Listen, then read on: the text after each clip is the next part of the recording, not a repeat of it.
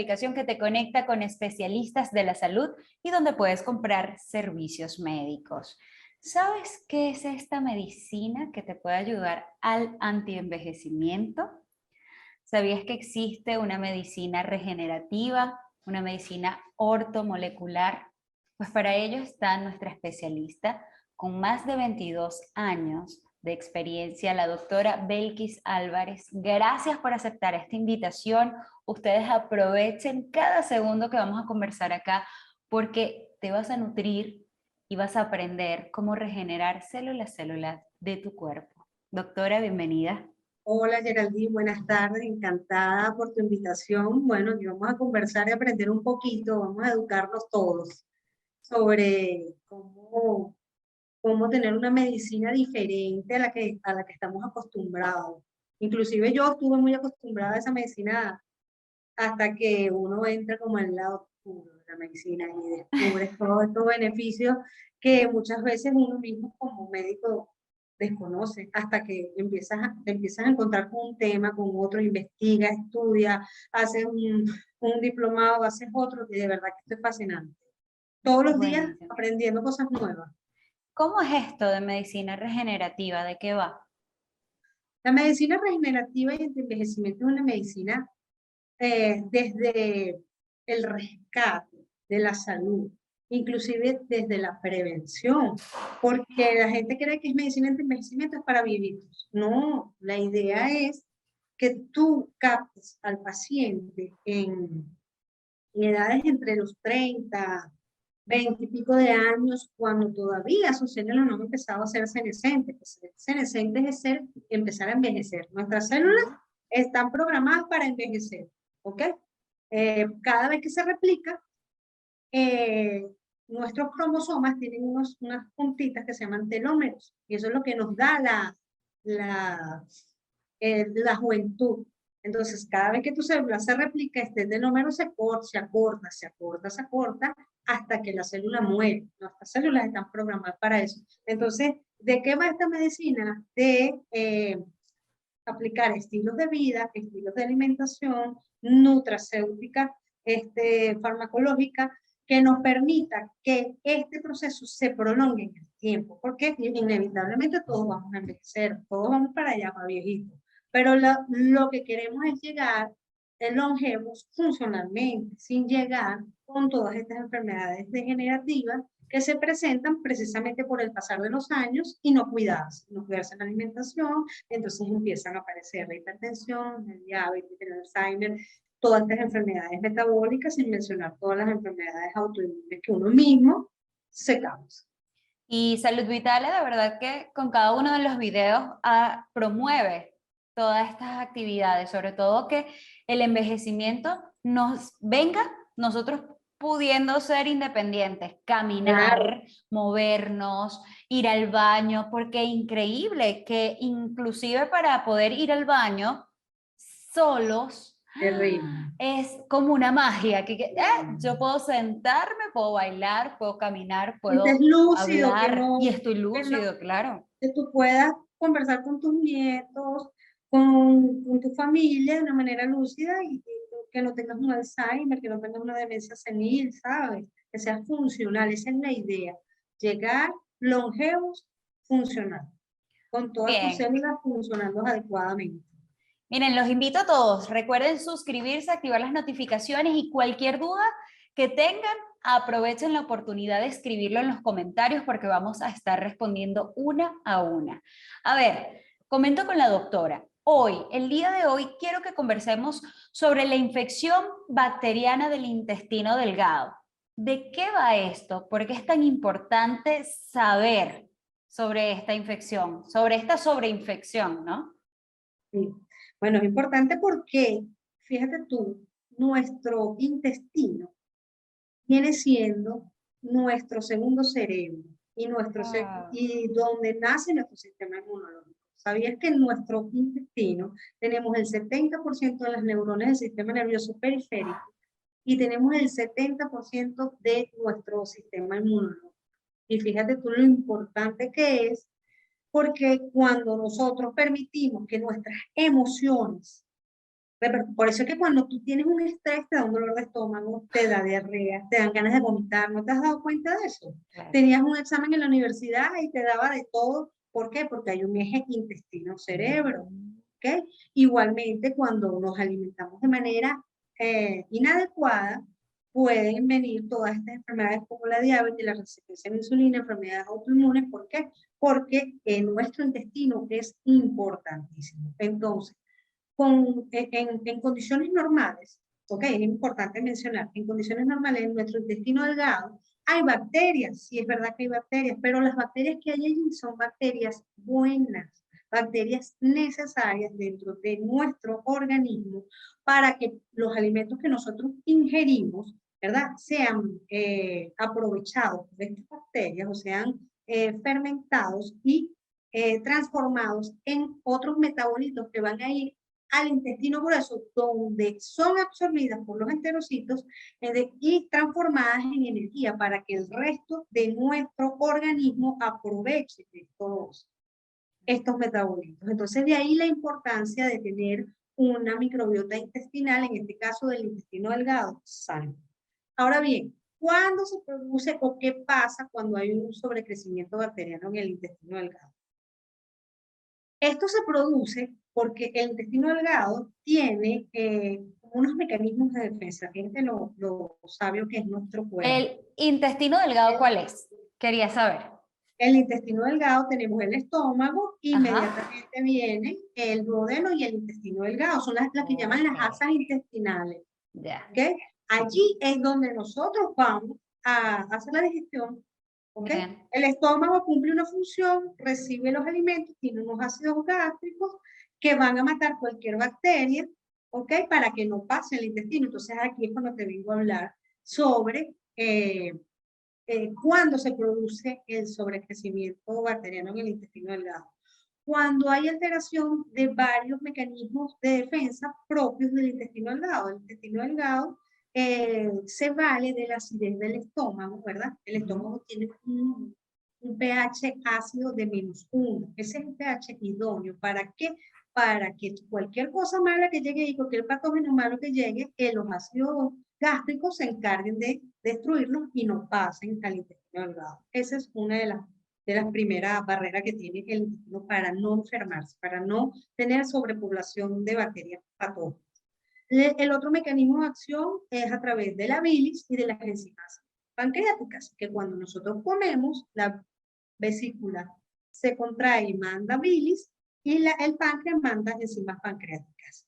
Esto hace un ambiente idóneo para las bacterias buenas, pero no para las patógenas. Entonces, este es el segundo mecanismo de defensa del intestino delgado para no tener una sobreinfección.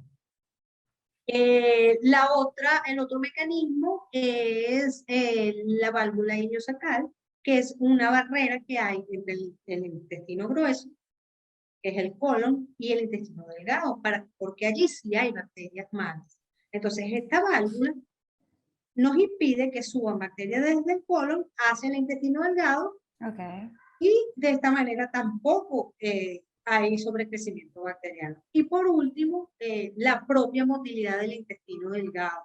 El intestino delgado tiene unos movimientos que se llaman peristálticos que ayudan al paso de los alimentos. Una vez que las bacterias buenas hacen su trabajo para absorber los nutrientes, él se mueve y permite el paso para que transiten las heces. ¿Okay? Si esto se altera, entonces viene la sobreinfección intestinal. ¿Cuáles son los factores que pueden alterar cualquiera de estos mecanismos de defensa? En primer lugar, una gastritis crónica. Vemos estos pacientes con gastritis de años, que es lo que te vengo diciendo, la medicina nos formaron para curar. ¿Okay? Sí, o sea, a veces tenemos como, pero no sabemos qué es gastritis, pero sabemos que por lo menos una vez a la semana nos tomamos algún medicamento porque sentimos acidez. No, yo no importa, yo me tomo acidez y yo me tomo esto y listo. Nos encanta automedicarnos, seguro.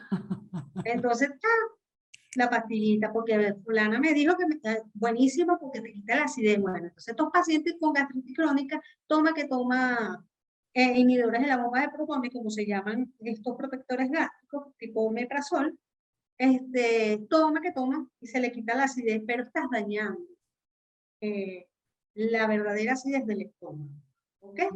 Esa es una manera de dañar uno de los mecanismos de defensa del intestino causando hipocloridria. Eso se llama hipocloridria. Otra Hipocloride. hipocloridria, porque nosotros tenemos Clorita. los ácidos gástricos se llaman ácidos gastrointestinales ricos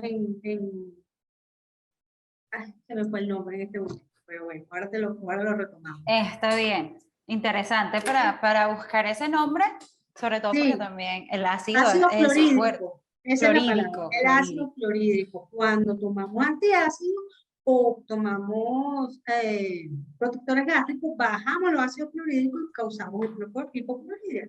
Y esa Entonces, es, eso genera también que la bacteria claro, vaya al intestino el delgado. estómago no hace su trabajo de matar la bacteria y baja hasta el intestino porque la comida baja y baja para allá.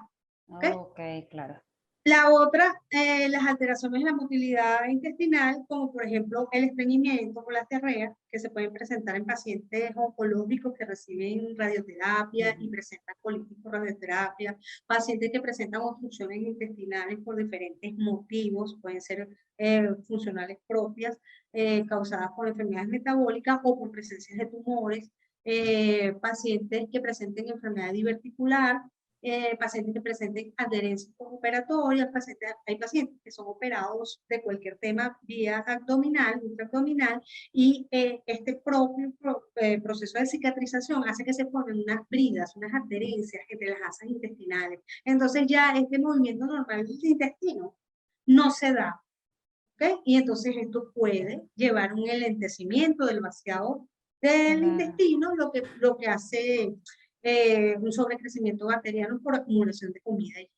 También el comer constantemente hace que el páncreas y la bilis estén constantemente mandando enzimas y bilis para allá, ¿verdad? Y entonces llega un momento que ellos se cansan y se hacen incompetentes o se hacen insuficientes y ya dejamos de tener un ambiente estéril para que crezcan las bacterias idóneas porque la bilis y las proteasas, las enzimas pancreáticas tienen esa función, que en el intestino delgado haya un ambiente idóneo para que solo estén las bacterias buenas y no las malas. ¿Ok? Entonces el déficit de ellas también nos lleva a un sobrecrecimiento bacteriano. Wow. El uso excesivo de antibióticos, por lo menos aquí en Venezuela hasta hace poco, los antibióticos eran de venta. Tenía salir un acceso a una muela, te ibas para la farmacia y el farmacéutico, tómate, y la gente tomaba. Entonces tomaba 3 días el antibiótico, se le quitaba la cuestión, la infección que estaba presentando, paraba el antibiótico y empiezan las resistencias bacterianas y todo este tema. ¿Okay? En este caso, el excesivo o el uso indiscriminado de antibióticos hace que las bacterias buenas, porque así como mata las malas, mata las buenas. Entonces matamos la diversidad necesaria de bacterias buenas que tenemos en el intestino, ¿ok? Esto hace que el pH de la microbiota cambie y ahí es cuando la válvula ileocecal, esta que te comenté, que divide el intestino delgado del grueso, ya se vuelve incompetente, ¿ok? No funciona de manera adecuada y entonces las bacterias ascienden hasta el intestino delgado. Ahí tenemos otra causa de sobrecrecimiento bacteriano. También el uso excesivo de alcohol, los analgésicos, los fármacos opioides alteran también la motilidad intestinal, favoreciendo el sobrecrecimiento bacteriano. Bien, los analgésicos son estos medicamentos que son se utilizan para el dolor. Para el dolor. Para calmar el dolor. ¿Los opioides? Los opioides y el alcohol. Los opioides son estos que dan sueño. La morfina, no. La morfina. Oh, no, ok, como tipo morfina. Y el alcohol, el consumo en exceso de alcohol en bebidas alcohólicas. Bebidas alcohólicas, sí, exacto. Ok, ¿qué tanto es exceso? Exceso es que el exceso puede ser en cantidad y en frecuencia, porque tú puedes ser un tomador social que de pronto un fin de semana tengas una reunión, te puedes exceder unos traguitos, pero no lo haces con frecuencia, como puedes tener a la gente que toma constantemente todos los días, toma mucho o toma poco. El alcohol no es el mejor compañero para la salud. Hay que saber cuánto. Desde donde lo veas. Hay los defensores del vino tinto por el resveratrol y todo aquel tema, pero mientras menos uno lo consuma, es mejor. Ok, Una copita ocasional por una celebración no cae mal, pero los excesos en todo, hasta las cosas buenas, los excesos son malos. claro. Y Ok. por último, bueno, enfermedades que alteran cualquier tipo de enfermedad metabólica que altere la motilidad intestinal, la enfermedad de Parkinson, el hipotiroidismo. Cuando tú tienes una persona con un estreñimiento y tú le haces esto y aquel tratamiento y nada lo mejora, busca la tiroides porque el hipotiroidismo es uno de los causantes de estreñimiento porque causa disminución del movimiento peristal. Ok. También la enfermedad celíaca, la obesidad, la diabetes mellitus tipo 1 y 2, todas esas enfermedades causan alteraciones, en este caso, de la motilidad. Entonces, este pequeño resumen es, las personas pueden creer que una sobreinfección bacteriana puede estar causada por una bacteria que te comiste y resulta que hay muchas otras cosas. Muchos factores, Es, demasiados es factores. multifactorial, sí, así es. Ok, y entonces, si peco en alguno de aquellas causas de las que comentó, ¿cuáles podrían ser los síntomas que empiezo a presentar? Sí. Bueno, generalmente las personas que tienen un SIBO, que es como las siglas que definen esta enfermedad, son estas personas que te llegan a la consulta. Primero, han rodado por 500 médicos, les han hecho endoscopia, los ha visto gastroenterólogo, lo ha visto internista, lo ha visto psicólogo, lo ha visto y no logran saber qué es lo que les pasa. ¿Ok? Una persona que tiene abusos de protectores gástricos generalmente porque el fulano le dijo toma, toma, toma, toma. Entonces ya tú ves un paciente con un historial. Primero que nada, tú le ves este historial de abusos de protectores gástricos y de múltiples visitas a médicos y nadie los ayuda. Después, cuando tú lo empiezas a interrogar la parte digestiva, entonces ellos te refieren que tienen, cuando comen, sienten indigestión. Yo me siento indigestada, porque yo como y enseguida, a los minutos, me lleno de gases. Se me pone la barriga como un sapo. Generalmente ellos refieren los síntomas en el abdomen superior. No es la parte inferior del abdomen, sino es arriba. Es una cuestión que se llenan de gases, empiezan a evitar, a evitar, a evitar, sienten hasta acidez, porque esta misma distensión hace que los gases gástricos se devuelvan. ¿Ok? Es muy molestoso, es muy incómodo y es causado también por la misma disminución de la motilidad intestinal. Los pacientes se refieren que no pueden expulsar los gases por abajo, sino todo el tiempo están expulsando gases por arriba. ¿Ok? Esto puede también estar acompañado, bueno, ya te dije, de distensión, de mucho dolor, de mucha incomodidad y el estreñimiento. Claro, cuando el paciente te dice todos esos síntomas y que se acompaña de estreñimiento, puede haber diarrea, pero no es lo frecuente. Okay. La clave, el paciente te dice distensión, muchos gases, sensación de llenura después de comer, que no pueden seguir comiendo inclusive por la misma sensación de llenura. Tú dices, no, mira, esto vamos a orientarlo por aquí porque por aquí va el asunto. Okay. ¿Cuáles pueden ser de esas, si no voy a usted, si no acudo a ningún médico? ¿Cuáles pueden ser las consecuencias de hacerme la loca y bueno, sigo eructando, sigo tomándome algo para los gases, me tomo tal vez estos medicamentos que existen para ir al baño? ¿Cuáles pueden ser las Bueno, consecuencias en 3 meses o en un año? cuando hay un exceso de bacterias que pueden ser perjudiciales para la salud en el intestino delgado, ¿okay? Se desencadena una actividad o una respuesta inmunitaria, ¿okay? Por parte del sistema inmunológico que intenta controlar esto. ¿Okay? Porque Okay. como hay bacterias que no son, el organismo reconoce que no son las bacterias que deberían estar, sino que hay un microorganismo patógeno que está causando inflamación, el sistema inmunológico reacciona causando más inflamación. ¿Okay? Todo lo que se relaciona con bacterias tiene que ver con respuestas inflamatorias por parte del sistema inmunológico. Y esta inflamación va a desencadenar problemas de malabsorción. Generalmente este tipo de pacientes, que tú lo ves que es un paciente que ha perdido peso, porque no absorbe los nutrientes, generalmente los azúcares y las vitaminas del complejo B no son bien absorbidas por este tipo de pacientes y empiezan a presentarse desórdenes metabólicos Fíjate tú, todo lo que puede traer una sobreinfección del intestino delgado. Entonces, empieza el paciente, se predispone a desarrollar enfermedades metabólicas como resistencia a la insulina, obesidad, síndromes ovarios poliquísticos, colon irritable, fibromialgia, pancreatitis crónica, por aquel tema de que el páncreas trabaja sobreforzado y él también se va a inflamar. Y obviamente la propia enfermedad inflamatoria intestinal. Todas estas patologías están relacionadas con el proceso inflamatorio desencadenado por el sobrecrecimiento bacteriano en el intestino delgado.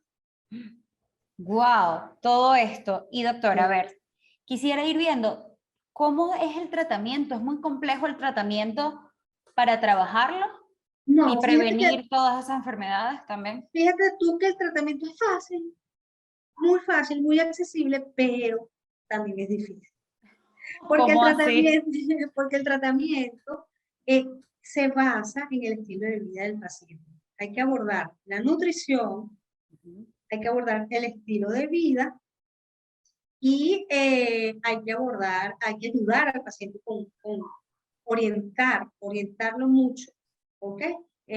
Porque hay que identificar qué es lo que está ocasionando, cuál de todas estas eh, alteraciones que yo te mencioné arriba se están produciendo y están enfermando al paciente. Entonces, por eso te digo que es fácil, porque cuando encontramos la causa, podemos trabajar en ella, trabajando sobre el estilo de vida, sobre la nutrición y apoyándolo con algunos nutracéuticos.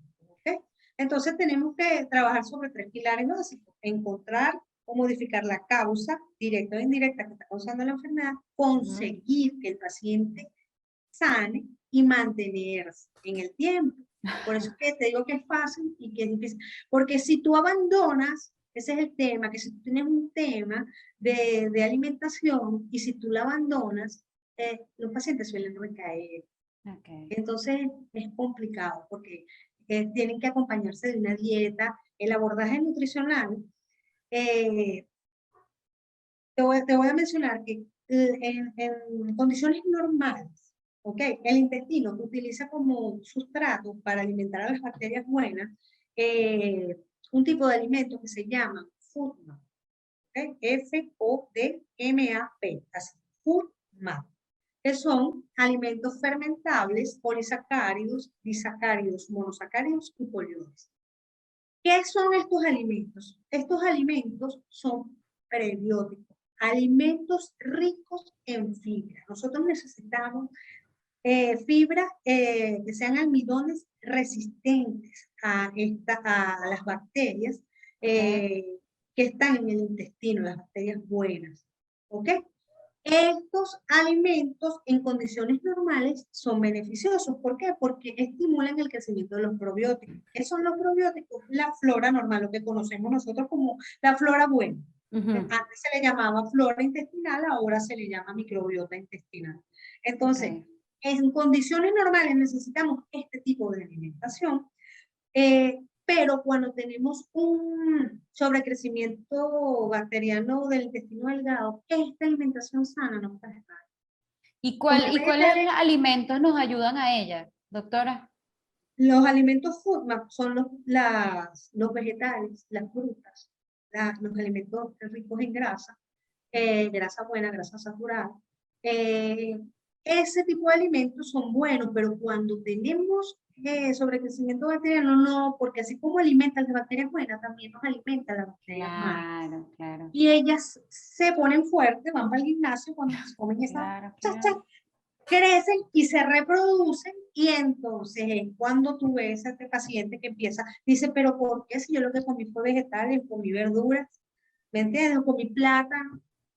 ¿Por qué? Porque le estás alimentando la bacteria. Entonces, clave, lo primero que tenemos que hacer es modificar la dieta y por un tiempito más o menos, por lo menos 1 mes, 2 meses, quitar estos alimentos que en condiciones normales son buenos, pero en estos momentos nos está haciendo daño. Entonces, clave, reducir estos alimentos para quitarle el sustrato a las bacterias que son dañinas y nos están causando enfermedad. Lo otro que debemos hacer es respetar los horarios de alimentación. Nuestro intestino, para movilizar la comida, para tener movimiento peristáltico, necesita de descanso. Cuando tú no comes, el intestino activa su maquinaria para limpiar. Si tienes una persona que está constantemente comiendo, tú no le das chance a ese complejo migratorio que funciona en el intestino delgado de que haga su trabajo y baje la comida para el intestino grueso y después salga del cuerpo. ¿Ok? Entonces, hay que darle por lo menos chance, mínimo 4 horas entre comidas, para que esto funcione de manera idónea. Por eso es que los pacientes con SIBO les va muy bien el ayuno intermitente. El ayuno intermitente ha sido muy criticado, muy juzgado, que si eso la gente pasa mucha hambre, que es incómodo, que fastidio, que eso es una moda, que si es para rebajar. Bueno, el ayuno intermitente, bueno, es otro tema aparte, pero el ayuno intermitente en este caso, como te da reposo, un reposo intestinal bastante largo, dentro de otros beneficios muchísimo más que tiene el ayuno intermitente, te ayuda a que la motilidad intestinal funcione de manera óptima. ¿Okay? Otra cosa importante que podemos hacer es comer cuando se tiene hambre. Okay. Nos hemos acostumbrado que te levantas, es hora de desayunar, sin darle chance a que tú sientas hambre. Son las 12, es hora de almorzar. Son las 7 de la noche, es hora de cenar. No. ¿Por qué? Porque el estímulo del hambre lo produce el nivel de acidez del estómago. Nosotros tenemos que tener un estómago preparado con un nivel de acidez idóneo para evitar que haya hipocloridria, que es una de las causas que permite el paso de bacterias hasta el intestino delgado. ¿Ok? Entonces, importante comer cuando se tiene hambre. Lo otro importante es de mantener esta acidez es que nos va a permitir producir una correcta cantidad de bilis y enzimas pancreáticas. Y por eso es importante tener un nivel de acidez óptimo en el estómago. Tenemos una producción idónea de bilis y de enzimas pancreáticas, tenemos un ambiente estéril en el intestino y no crecen bacterias patógenas. ¿Okay? Los alimentos ultraprocesados. Los alimentos ultra procesados. En un momentico me comenta de esos alimentos. Voy a hacer aquí un momentico un corte y ya regresamos.